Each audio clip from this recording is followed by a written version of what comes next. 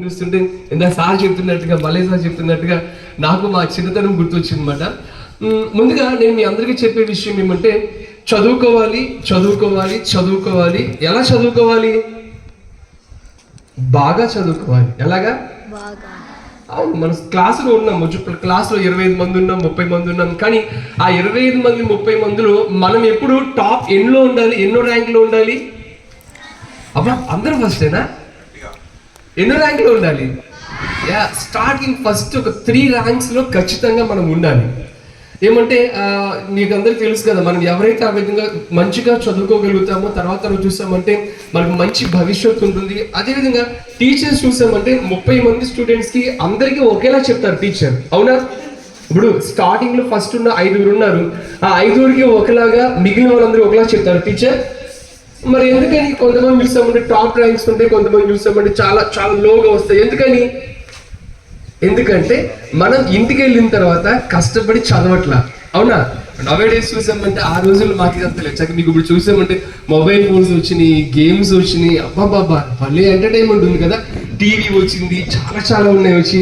కానీ మాకు ఆ రోజుల్లో అంతగా లేవు మాకు వచ్చింది. కానీ ఎన్నున్నా సరే ఏది ఉన్నా సరే ముందు మనం కష్టపడి చదవాలి, మనం మంచి ర్యాంక్ సంపాదించుకోవాలి. అదే చూసాను ఇందాక నేను సార్ చెప్పారు, లాస్ట్ 2 స్టూడెంట్స్ చూసామంటే ఐఐటి బాసరలో సీట్ సంపాదించారు. అది నిజంగా చాలా గర్వకారణమైన విషయం. అది నాకు అనిపిస్తుంది, సార్ కూడా చెప్తున్నారు, నల్లయ్య సార్ కూడా ఇక్కడ చూసామంటే ఇక్కడ మీ యొక్క అందరి యొక్క ప్రవర్తన కావచ్చు, అదంతా కూడా చాలా బాగుందని. అదేవిధంగా విట్లాచారి సార్ చెప్తున్నారు ఒక మాట వచ్చి, ఒక పిల్లవాడు ఆ విధంగా వెళ్ళి ఇంటికి వెళ్ళి అంటే అది చూడండి ఎంత మంచి ఆలోచన, అంటే పెద్దవారిని ఆ విధంగా గౌరవించాలని చెప్పి ఆలోచన. అది నిజంగా నాకు చాలా సంతోషం అనిపించింది.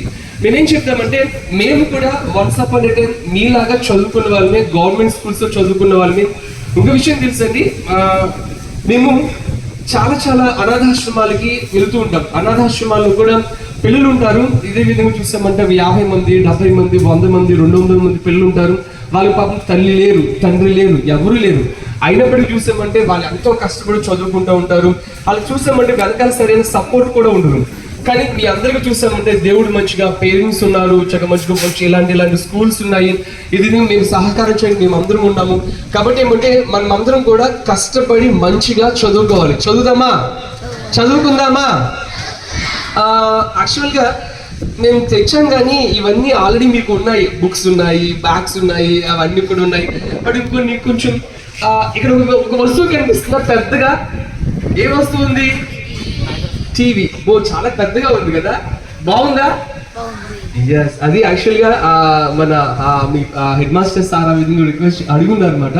ఆ విధంగా ఒక టీం కావాలి ఆన్లైన్ కోసం అని చెప్పండి. అవును, నవడేస్ ఏమంటే ఆన్లైన్ అంటే చాలా చాలా ఇంపార్టెంట్ కదా. ఆన్లైన్ వచ్చాక మంచిగా సబ్జెక్ట్స్ అవన్నీ కూడా మంచి కంటెంట్ అంతా ఉంటుంది.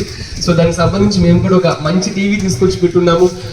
సో ఇదంతా నేను ఈరోజు వచ్చున్నా కదా, ఇలా ఇచ్చున్నా కదా, తర్వాత అవకాశం కుదిరితే మరలా ఇంకెప్పుడైనా సరే మరలా వస్తాము. మరలా వచ్చి మీకు ఏదైనా అవసరమైతే ఆ విధంగా మళ్ళీ అవి ఇచ్చి ఏర్పాటు చేస్తాము.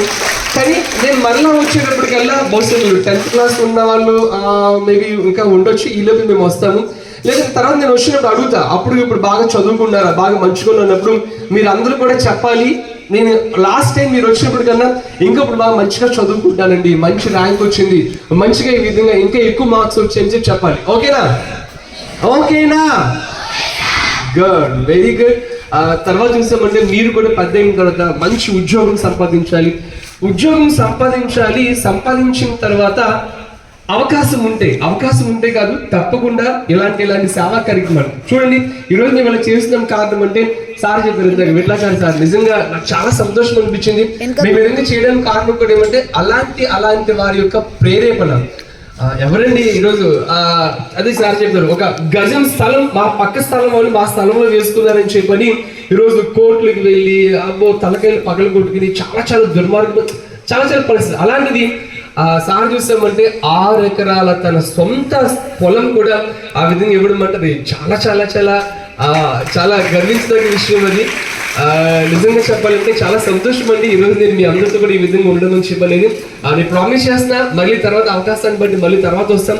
మా ఈ టీం అంతా కూడా ఈ రిలయబుల్ ట్రస్ట్ టీం అంతా, ముందుగా నా గురించి చెప్పాలి. రిలయబుల్ ట్రస్ట్ అనేది కూడా ఒక క్రైస్తవ ఆర్గనైజేషన్ మేమేమంటే నేను మా సత్యానంద్ మనం చెప్పుకుంటారు ఇలా మాకు కొంతమంది ఉన్నారు మా చర్చ్ తరఫున మేము ఏం చేస్తుంటామంటే ఈ విధంగా లాస్ట్ టైం కూడా మన రఘుపతి సార్ కూడా ఆ విధంగా మాకు అవకాశం ఇచ్చున్నారు వచ్చి ఒక మస్కులర్ డిస్ట్రోఫీ ప్రాబ్లమ్ తో బాధపడే దగ్గర ఒక 100 మందికి మేము అదే సహాయం చేయగలిగాము.